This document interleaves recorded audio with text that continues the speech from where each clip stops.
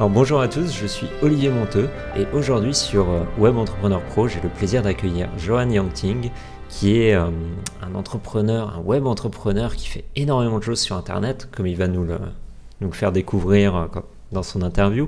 Et c'est quelqu'un d'assez passionnant. Il était encore étudiant, il a décidé de lancer son entreprise parce qu'il s'est rendu compte que tout simplement bosser dans un bureau avec quelqu'un au-dessus de lui, c'était vraiment pas pour lui. Donc ça, c'était il y a quelques années. Et voilà, je suis ravi de t'accueillir, Johan. Merci à toi Olivier, tu as bien résumé un peu le parcours. Je pense que justement, tu vas nous raconter plus en détail ton parcours. Oui, justement, comme tu l'as dit, j'ai démarré mon entreprise c'était, on va dire, 2010-2011, quand j'étais encore étudiant. Pour la petite histoire, j'ai un parcours assez atypique. Au début, j'avais voulu faire des études d'ingénieur. Je me suis rendu compte que l'aspect technique n'était pas trop fait pour moi au final, que je m'ennuyais à faire juste du code et à rester derrière un écran. Ce qui m'a amené finalement à faire une école de commerce et au fil des stages, d'expériences et tout, je me suis rendu compte que vraiment pendant les stages, on était souvent un peu en bas de l'échelle et souvent dans des postes derrière un bureau. Je m'ennuyais pas mal, j'étais pas spécialement épanoui. Je me disais qu'à la fin de mes études, je voulais absolument pas trouver même un CDI, ça me plaisait pas de me retrouver derrière un bureau avec un boss au-dessus de moi. Et j'ai eu la grande chance et la grande opportunité de faire un stage dans une start-up. Donc c'était vraiment en 2010, enfin 2009-2010. C'était à Vancouver et j'ai travaillé avec un entrepreneur. Et c'est là que j'ai découvert un petit peu le monde des startups, le monde de l'entrepreneuriat, la liberté que ça offrait, les perspectives que ça offrait. Et je me suis dit vraiment c'est ma voie, c'est ça qui me plaît. Et donc dès que j'étais rentré en France, après ce stage, je me suis mis au boulot pour commencer à créer mon entreprise. Donc je travaillais, il y avait différentes idées de projets, il y en a que n'ont pas abouti, qui ont été plutôt des gros échecs. Bon, on en parlera peut-être un petit peu après, mais ça a été des bonnes expériences en termes d'échecs. Et finalement, de fil en aiguille, je suis devenu consultant marketing. C'est-à-dire que comme j'avais pas forcément les moyens, ni l'argent, ni les moyens d'investissement et même humain de créer même une startup ou une entreprise, donc j'ai vendu ce que j'avais dans la tête, le service. Et ce qui m'a amené à faire du consulting au début, et puis peu à peu de devenir celui que je suis aujourd'hui, c'est-à-dire consultant, formateur, et également beaucoup coach pour accompagner souvent d'entrepreneurs dans leurs projets. Voilà. Alors d'ailleurs, je sais qu'on en parlait juste avant l'interview, tu as fait un séminaire il n'y a pas longtemps. Donc comment Oui, ça se passe à ce niveau-là? tout à fait. Alors en fait, au début, je me suis fait beaucoup connaître via le blogging. J'avais des blogs que j'animais quand j'étais justement étudiant en train de créer mon entreprise. J'ai partagé juste mon expérience. J'avais pas d'objectif à cette époque-là avec le blog. C'était plus vraiment raconter un peu mes expériences, ce que j'apprenais, ce que je faisais et tout. Ce qui m'a au fur et à mesure amené une sorte d'autorité. Parce que c'est vrai que les personnes se retrouvaient un peu en moi et me demandaient des conseils de plus en plus. Et voilà, à force je partageais beaucoup ce que j'apprenais aussi dans le domaine de l'influence, de l'innovation, la créativité, le développement personnel aussi beaucoup. Je partageais vraiment tout ce que j'apprenais, parce que je m'étais rendu compte que souvent quand on partageait ce qu'on apprenait, qu'on l'approfondissait encore plus. Ça me permettait d'intégrer encore plus les choses, c'est-à-dire que je l'appliquais et je le partageais. Et donc je me suis fait une audience avec ça, donc j'avais quand même un petit peu à côté étudié un peu comment générer une communauté, de l'audience et tout.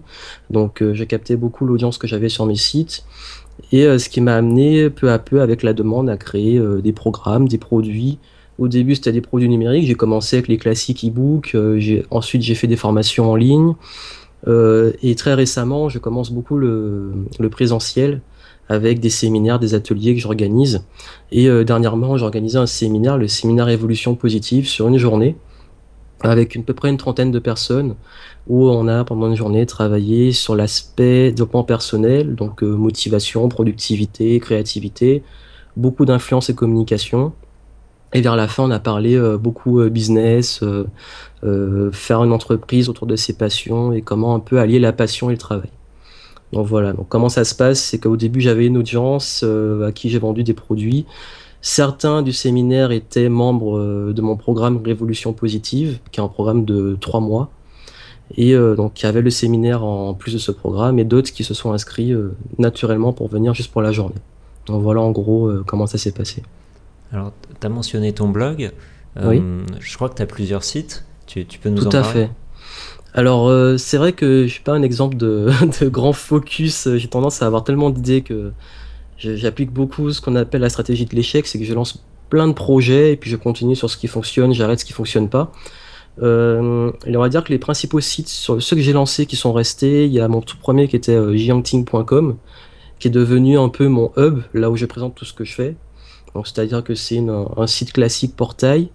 Au niveau du blogging, les sites que j'alimente régulièrement, donc il y a b2zen.com, qui est axé dev perso, donc beaucoup motivation, confiance, aspect psychologie de la réussite. J'ai Pro Influence, qui était l'un des premiers, proinfluence.com, qui est le site sur lequel je partage des stratégies sur l'art de convaincre, de leadership, convaincre, négociation, la vente, tout ça, le marketing. Et celui qui est aussi un petit peu plus récent, mais que j'alimente plus beaucoup, mais j'utilise beaucoup quand même un petit peu, c'est la méthode Créate, une méthode que j'ai créée sur la créativité. Donc là, qui est un blog axé exclusivement créativité et innovation. Donc comment trier ses idées, les mettre à plat, les développer, notamment pour les entrepreneurs et les blogueurs qui veulent créer du contenu. Je partage beaucoup de techniques pour être créatif, vaincre le syndrome de la feuille blanche, et puis on va dire essayer d'innover dans son business. Donc voilà en gros pour mes sites. C'est pas mal en fait, parce que ça te permet de segmenter un peu Tout à fait, selon les oui. sites. C'est justement ça, c'est que j'étais parti dans une stratégie plutôt d'avoir un gros site fourre-tout, d'avoir plutôt des sites, même si c'est pas, ça reste quand même, ils restent assez généraux dans leur catégorie, mais quand même axé, l'un axé business influence, l'autre axé développement personnel, l'autre axé créativité. Donc ça permet de segmenter les différentes activités, sachant quand même que finalement tout se rejoint quand on fait la connexion et que les audiences se croisent particulièrement. Alors aujourd'hui, qu'est-ce qui te rapporte le plus dans ton business? Les formations, le consulting? Qu'est-ce que... Alors, on va dire que il y a deux aspects dans ce que ça apporte. Il y a peut-être l'aspect financier, l'aspect épanouissement. C'est vrai que j'ai mis beaucoup de temps à chercher où me positionner, parce que comme je fais beaucoup de choses, que j'ai appliqué vraiment la stratégie de tester des choses pour voir ce qui me plaisait le plus.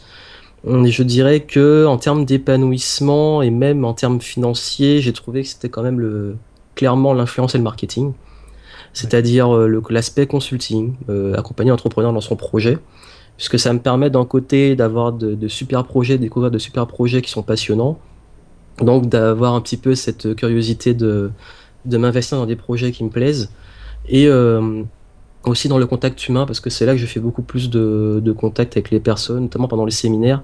Je me suis rendu compte à quel point un échange en face à face pouvait être plus enrichissant que juste des formations ou des livres. Parce que c'est vrai que je suis auteur aussi, j'ai écrit pas mal de livres. Et c'était une époque où j'aimais beaucoup écrire, beaucoup partager derrière un écran. Et là, je suis de plus en plus dans l'échange présentiel et dans la rencontre. Voilà pourquoi je développe l'aspect consulting et même un peu de coaching en individuel, vraiment, mais face à face, aller rencontrer les personnes. D'accord. Et tes livres, on peut les trouver sur Amazon? Ou c'est Alors, des e-books oui, alors sur mon site principal, gianting.com, il y a la petite rubrique livres dans les onglets du haut, où je présente les livres. Les trois principaux, le dernier c'est Changer, que j'ai lancé en juin 2014, où j'explique un petit peu le processus pour amener des changements dans sa vie. Il y avait celui que j'avais écrit en 2013, donc l'année dernière, j'avais fait un voyage en Thaïlande et pendant le voyage j'avais écrit et je me suis décidé à faire un petit livre sur l'expérience, comment lier l'évolution et le voyage. Et beaucoup plus ancien, après c'est plus des petits e-books gratuits. Là c'était deux livres principaux qui sont sur Amazon payants. Ils sont en format Kindle, peut-être bientôt en papier pour changer, que je vais peut-être faire d'ici quelques mois en papier. Et j'avais écrit Game Entrepreneur à la fin de mes études, qui là est un livre sur le croisement entre les jeux vidéo et l'entrepreneuriat. C'est-à-dire comment les dynamiques et les mécaniques des jeux peuvent s'intégrer dans un projet de création d'entreprise. Donc là, qui était un livre qui était plus ancien, qui est en papier, en Kindle. D'accord. Voilà. Alors, je sais, avant l'interview, tu m'as parlé de ta dernière actualité, qui est ton gros projet du moment, et ça devrait vraiment bientôt arriver. Donc, c'est ton club Révolution Positive. Tout à fait, oui. Est-ce que tu peux déjà nous en parler ou c'est un peu tôt? Alors non, c'est pas tôt du tout, puisque au moment où on fait l'interview, je lance le club d'ici le week-end prochain. D'accord. C'est un club qui existe déjà depuis un an, que j'avais expérimenté, avec voilà, des très bons retours sur la première formule. Donc pour recadrer, pour l'idée, c'est qu'il y a beaucoup de personnes dans mes clients, dans les rencontres que j'ai eues avec eux, qui me disaient que leur gros souci, c'était qu'ils avaient un côté l'isolement, le fait de se sentir seul, de pas... que c'est vrai qu'on est dans un environnement où c'est de plus en plus dur de trouver des personnes qui nous tirent vers le haut. C'est-à-dire d'avoir vraiment une dynamique motivante, d'avoir des personnes qui croient en notre projet, qui nous conseillent, où on s'entraide. Et ça, on le retrouve beaucoup dans les événements, dans les séminaires justement, dans les événements d'entrepreneurs et tout, mais qu'une fois qu'on est chez soi, on se retrouve tout seul.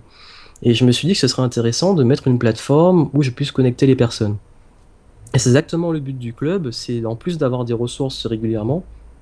Donc avant, c'était une fiche d'exercice toutes les semaines et des formations toutes les semaines. Et là, je suis passé à la vitesse supérieure où les membres ont un podcast par jour. C'est des podcasts très courts, c'est entre 5 et 10 minutes maximum. Bon voilà, ça peut être le matin, on se réveille, c'est diffusé le matin. J'écoute mon podcast, j'ai une action à faire, ça me motive, et puis je commence la journée de façon positive. D'accord. Donc chaque podcast, c'est une action pour la journée. C'est ça en fait, c'est un processus. C'est un processus où c'est pas forcément une action inscrite dans le temps, c'est une action qui s'inscrit dans un processus général où on va au fur et à mesure travailler sur soi, sur sa confiance, sa motivation, ses projets, sa vision, ses passions, etc. Chaque jour on a un petit thème et on avance au fur et à mesure. On peut avoir un petit carnet dans lequel on avance. C'est un exercice et ça permet de pouvoir justement évoluer chaque jour. C'est vraiment des actions très simples. Il y a aussi dans le club des défis. Chaque mois, je propose un petit défi qui challenge tous les membres, qui partagent leur évolution sur le défi.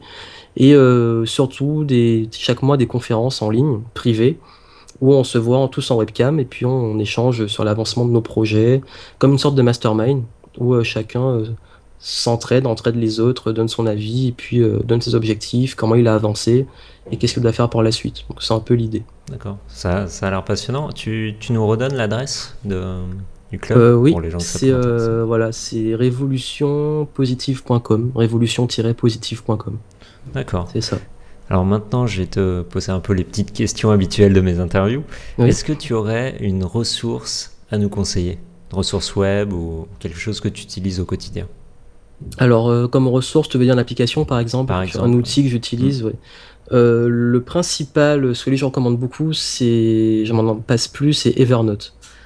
C'est une application de prise de notes en cloud, donc qui peut être synchronisée sur navigateur, sur l'ordinateur, que ce soit PC ou Mac, sur les smartphones et sur les tablettes.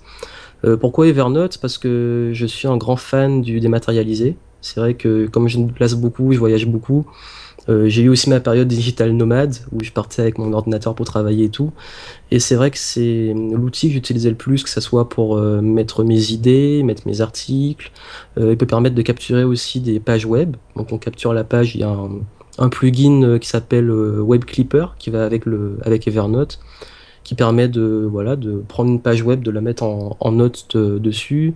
Je classe aussi tout ce qui est factures, documents importants, tout ça. Et ça permet vraiment de s'y retrouver très vite. C'est hyper pratique, je recommande vraiment de l'utiliser. On peut classer voilà, toutes ces idées, ces notes, tout, et je l'utilise vraiment tous les jours. Même pour les formations que je suis, je prends mes notes dessus, donc c'est... Non, je dois avouer que au départ, j'ai eu beaucoup de mal à me mettre à Evernote parce que j'avais un peu de mal à m'y retrouver dedans, avec plein de choses. Et j'ai lu un article d'un Américain qui s'appelle Michael Yatt, je sais pas si tu connais.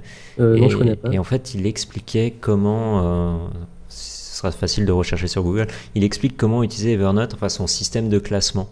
Tout à fait, oui, c'est ça. Et en gros, quand on commence à comprendre l'utilisation des tags dans Evernote pour s'y retrouver, enfin des sous-catégories, tout ça, bah, d'un seul coup, Evernote, ça devient génial. C'est ça, puisqu'au lieu d'avoir plein de dossiers de papier, on s'y retrouve plus, on les cherche. Là, on tape un mot-clé, une étiquette, ça peut être trié par carnet, par étiquette, les tags, tout ça. Et on peut retrouver très rapidement un document. Donc c'est vraiment pratique de ce côté-là. Ouais, vraiment un bon outil à conseiller. Oui. Alors, est-ce que tu aurais un ou plusieurs livres à nous conseiller? Alors au niveau des livres, bah justement, je les ai près de moi, des livres que je recommande beaucoup. Alors le premier, bah, je vais donner aussi les auteurs, puisque ils ont écrit beaucoup de livres. Il y a Deepak Chopra, qui est assez connu. D'ailleurs, j'étais allé à sa conférence à Paris en mai dernier. Et là, c'est les 7 lois spirituelles du succès. Donc en fait, c'est une approche un petit peu sur on va dire des lois qui permettent d'appliquer dans sa vie des concepts très simples d'ailleurs, et qui sont des très bons conseils, quel que soit le projet, qu'on soit entrepreneur, qu'on a même dans la vie personnelle et tout. C'est des conseils qui permettent un petit peu d'amener vers la réussite dans ses projets. Et pour avoir lu énormément de livres, j'ai trouvé que celui-ci qui tient, si je regarde rapidement, il tient en voilà, même pas 120 pages, moins de 120 pages. On a déjà vraiment une synthèse de ce qu'il faut. Sinon, pour les entrepreneurs, je recommande un livre qui s'appelle La Réponse.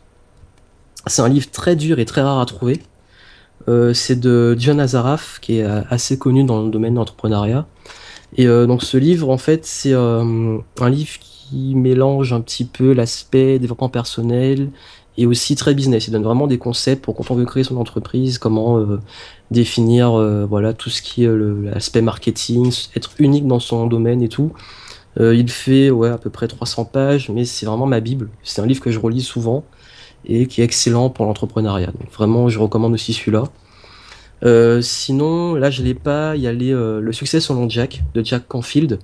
Je l'ai pas sur moi, qui synthèse bien les concepts clés. Par exemple, pour tous ceux qui connaissent Anthony Robbins, Pouvoir illimité, Napoleon Hill, tout ça, je trouve que Jack Canfield a vraiment réussi à synthétiser ce qui est essentiel dans ces domaines-là. Parce que j'aime bien un petit peu les livres qui vont droit à l'essentiel. Et là, je crois que c'est 64 principes de succès qu'il partage. Même si on lit un principe par jour, ça permet vraiment d'avancer, d'avoir des résultats concrets. Voilà pour les 3 livres principaux. Le petit dernier, c'est un petit bonus parce que je l'ai recommandé il y a pas longtemps.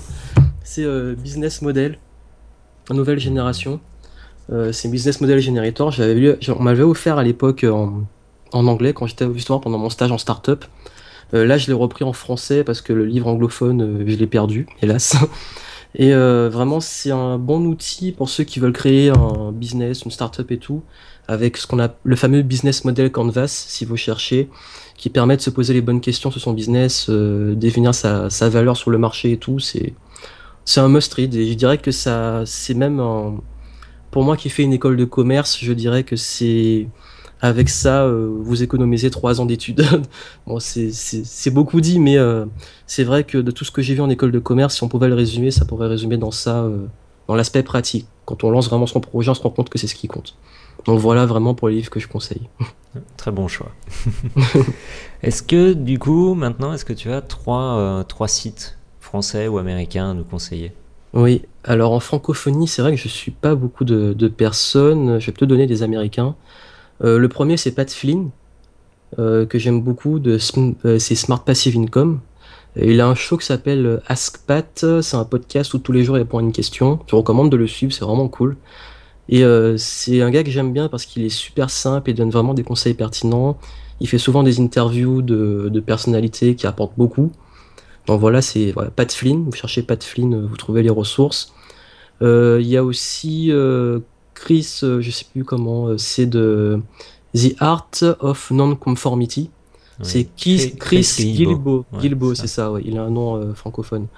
Et j'aime beaucoup aimer son livre sur The Art of Non-Conformity, le fait de ne pas être conforme, de ne pas être dans la norme. Il a fait un livre qui s'appelle aussi The $100 Startup. Je crois que c'est vraiment, enfin, comment démarrer une startup avec $100, qui est assez efficace. Donc vraiment, j'aime beaucoup ces articles. Et le troisième, c'est Derek Alpern, ça s'appelle Social Triggers, et il donne beaucoup de conseils sur l'influence. Donc moi qui adore l'influence, la négociation, l'art de persuader, lui, il est vraiment excellent. En plus, ses vidéos sont très marrantes. Bon, après, il faut comprendre l'anglais, mais il a un ton vraiment humoristique que j'aime beaucoup. Il a un style très particulier, très sympa. Et sinon, voilà, pour les 3 que je recommande. Après, en francophonie, il n'y en a qu'un seul vraiment que je suis, c'est Jean de Web Marketing Junkie. Jean Rivière, qui je trouve est quand même... c'est un peu un ovni dans son genre. On peut ne pas accrocher le style, mais dans le fond, c'est quelqu'un qui m'a beaucoup apporté. D'ailleurs, c'est l'un des très rares à qui j'ai acheté des formations en France. Et c'est vrai que j'aime beaucoup le fait qu'il soit direct et qu'on rentre vite dans le vif du sujet. Donc vraiment, D'ailleurs, maintenant, il a sorti un nouveau format, il fait un podcast par jour. Juste au moment où moi j'avais prévu depuis un petit moment de le faire, je vois qu'il est fait, donc c'est vraiment. C'est dans l'air du Ça, temps, donc. voilà, c'est dans l'air du temps, mais c'est vrai que c'est quelqu'un qui apporte beaucoup. C'est vrai que j'aime beaucoup son approche. Voilà. Bon, un Pour très les bon principaux. conseil. Alors, est-ce que on va finir par est-ce que tu aurais un conseil à donner à un web entrepreneur qui démarre aujourd'hui? Par quoi commencer? Alors, par quoi commencer? C'est vrai que à l'heure actuelle, on s'y perd beaucoup dans tout ce qu'on peut trouver, dans la tonne d'informations qu'on peut avoir sur Internet. Ça devient de Beaucoup plus de en plus choses. bouché, et beaucoup de choses. Je crois que, en fait, à l'heure actuelle, c'est même plus le projet en lui-même qui compte. C'est pas l'idée, c'est pas est-ce que vous avez l'idée du siècle ou un super projet ou la super niche et tout. C'est de plus en plus la personnalité. Parce que c'est vrai que les personnes s'accrochent de plus en plus à des personnalités atypiques, notamment à de l'humain. Parce que c'est vrai on est beaucoup plus à la recherche d'humain, notamment dans le business. On n'est plus dans l'aspect super strict, méga formel et tout. Les gens aiment de plus en plus avoir vraiment des humains en face d'eux. Donc je pense qu'il faut avant tout travailler sur votre personnalité, travailler sur sa personnalité, se cultiver un style de vie passionnant. Si vous arrivez vous-même à avoir un style de vie passionnant, d'être curieux, de se cultiver, de voyager, d'avoir des choses à apporter, d'apprendre beaucoup, naturellement les personnes vont aimer votre personnalité. Donc je trouve que l'entrepreneur avant tout, un projet d'entrepreneuriat, c'est avant tout l'humain, c'est avant tout l'histoire qu'il y a derrière. Toutes les grandes entreprises ont une histoire derrière. Donc vraiment travailler sur votre histoire, sur votre personnalité, votre psychologie, votre attitude. Et quel que soit le projet que vous allez lancer derrière, après ça va cartonner puisque voilà, du moment que vous avez l'attitude, la personnalité, vos projets sont obligés d'aller vers le haut, pas forcément de réussir, parce c'est surtout l'aspect de transformer même les échecs en réussite, de pouvoir apprendre tous les jours et progresser. Donc voilà mon gros conseil, travailler sur vous avant de travailler sur le projet. Là, justement, tu abordes un point un peu important, c'est qu'en France, souvent, on a peur de l'échec. C'est Mais ça. au contraire, il faut pas avoir peur de l'échec. On peut se planter plein de fois, c'est pas grave. Il Oui. suffit d'apprendre à chaque fois. Bah, tout à fait, comme je l'ai dit au début, moi je suis un peu le roi de l'échec, c'est que j'essaie plein de choses, j'applique la stratégie de l'échec, je teste plein de projets. Bon, sur les projets, je me focus sur les projets, donc vraiment focaliser au moins sur un projet en même temps. Et puis si ça échoue, essayez autre chose, essayez notre approche. Et puis si vraiment ça va pas, passez à autre chose. Toujours avoir un plan A, plan B, plan C. Et puis si vraiment aucun plan ne fonctionne, ben, vous passez à autre chose. Mais l'essentiel c'est d'apprendre. Pas forcément réussir, mais d'apprendre. Merci Johan pour ces conseils. C'était sympa. Merci à toi. Et donc, alors, donc si vous voulez en savoir plus sur Johan, eh bien, je vous conseille d'aller sur son site un peu hub qui est jyangting.com. Évidemment, le lien et les ressources seront sous la vidéo. Et donc, Johan, encore merci à toi.